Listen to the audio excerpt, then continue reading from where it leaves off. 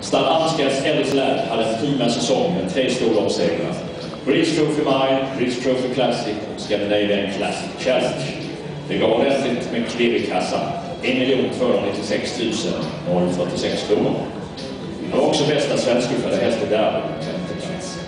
Amerikanska teleprodukter har fått upp sonen till Finland Byll och Ellis Island som tränades av Erna van Dam och moderne för att uppföra Andersson. Ellis Lär fick formtalet 84.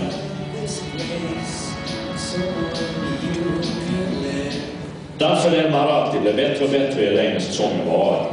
Vi underströk segrarna Hurricane-löpning där flera av de bästa importerna besegrades. Dessförinnan var han också svensk atlet och för 2 Scandinavian Classic Challenge.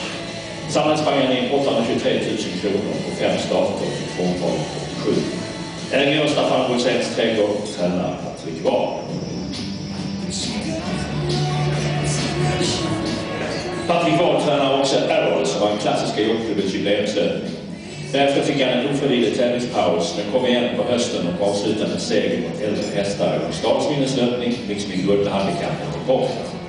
Inbringade drygt 695 000 kronor till ägaren Racing Music AB. Uppfödda till den svenskfödda sonen till King Charlemagne i landet. Formtalet blev höga 2.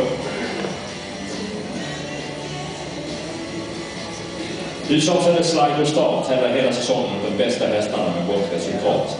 Det blev andra platser i återlöpning, svensk daglig och Hurricane-löpning och en 3:e plats i norsk dag. Nästan 1 992 664 kronor sprang sonen till Sligo Bay inåt ägaren till Star Racing. Formtal blev 87 och tränare Fredrik Reuterskjöld.